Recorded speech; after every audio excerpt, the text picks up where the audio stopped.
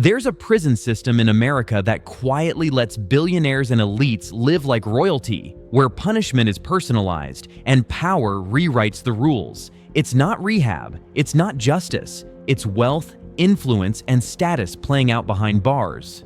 Chapter 1: Stanford. Robert Allen.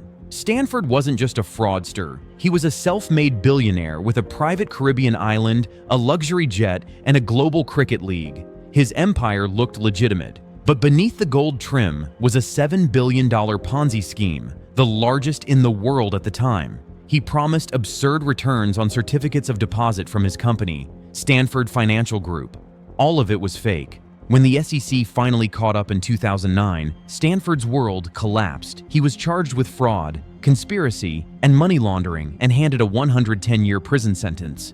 But instead of vanishing into harsh confinement, Stanford found himself at FCY Allenwood, a medium-security facility in Pennsylvania. Calm, clean, and filled with inmates far less violent than you'd expect for someone who scammed billions. He didn't mix with the general prison population.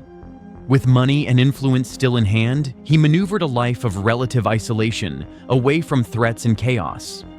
Some say it was hush money. Others say it was relationships. Either way, Stanford's days looked nothing like those of ordinary inmates. His medical care? Top tier.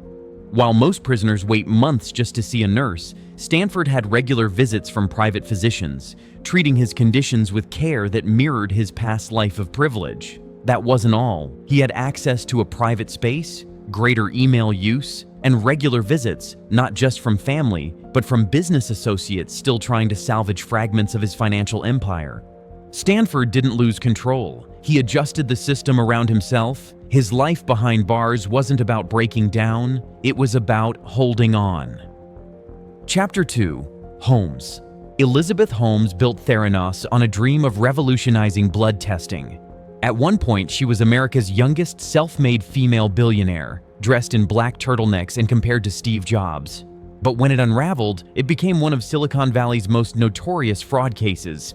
In 2022, she was sentenced to 11 years in prison for defrauding investors. But prison didn't hit her like a hammer. She reported to FPC Bryan, a minimum security federal prison camp in Texas often called the Chanel of prisons. No fences, no barbed wire, no steel doors slamming shut. Holmes lives in a dorm-style room with windows and shared bathrooms. Her daily routine includes yoga, walking laps, and spending time in the craft room with other inmates. The food? It's not 5-star, but it's decent rice and beans, tacos, chicken. Not the horror stories of spoiled meat or mystery meals. She has access to the library, email, phone calls, and weekend visits. Her husband, hotel heir Billy Evans, visits often. And even though she entered prison shortly after giving birth, she remains in contact through monitored family programs. For Holmes, this isn't punishment, it's a controlled pause. Her soft-spoken demeanor and curated image helped build a support network that still believes in her. Some fans say she doesn't belong there. And maybe that's the point, because in places like FPC Bryan, wealth and status still carve a path. Chapter 3: Madoff. Bernie Madoff wasn't just infamous. He was feared, respected, and envied. His $65 billion Ponzi scheme, the largest in US history, destroyed retirements, ruined lives, and changed Wall Street forever. When he was sentenced to 150 years in prison in 2009, most expected a fall into darkness. Instead, he was assigned to FCI Butner in North Carolina. It wasn't a punishment facility. It was a quiet, medium-security compound with a reputation for calm order and a well-funded medical center. There, Madoff built a new version of his empire, not with money, but with influence. Inmates didn't shun him, they flocked to him. He taught finance, shared investment tips, and answered market questions like he was back in his Manhattan office. He ran the prison library, walked peacefully on prison grounds, and lived in dorm-style housing among older, calmer inmates. Most shocking was the medical care. Madoff had chronic kidney disease, hypertension, and other age-related ailments. But unlike most inmates who waited in long lines for a Tylenol, Madoff had federal doctors monitoring him regularly. He had medications on time and constant supervision. During the COVID-19 pandemic, Madoff petitioned the court for compassionate release. His legal team argued he had 18 months to live. The court denied it, but the fact that his request reached that level shows the weight he still carried. In April 2021, he died inside Butner at 82. He didn't die in fear. He died in a quiet, clean facility, respected by peers and protected by the very system he had once cheated.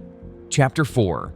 Bankman-Fried. Sam Bankman-Fried once sat on the throne of crypto. His company, FTX, was worth billions. He wore shorts, lived with roommates, and slept on beanbags. But behind the chill genius image was a $10 billion fraud. When FTX collapsed, it took thousands of investors with it. In 2023, he was denied bail and sent to Brooklyn's Metropolitan Detention Center, a place known for its overcrowding, failing infrastructure, and constant complaints. But inside MDC, Sam's experience was different. His lawyers fought aggressively and successfully. He was granted access to a laptop 11 hours a day. While others got 5 minutes of phone time, he had what inmates called the tech room, where he read legal documents and built his defense like a CEO at his desk. They argued for vegan food, and he got it. While others ate processed meat and cold sandwiches, Sam was served plant-based meals. Then came his medication Adderall for his ADHD. Most inmates wait endlessly to receive basic care. But Sam's prescription came through. He was kept apart from the general population in a quiet part of the facility, with access to clean showers, books, and constant legal meetings.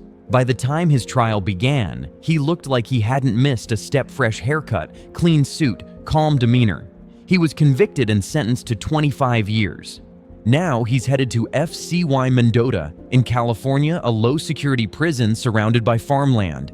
There's a track, a library, a music room, and educational programs. It's quiet, structured, stable. Sam will get visits, email, access to a clean living space, and most likely another vegan food plan.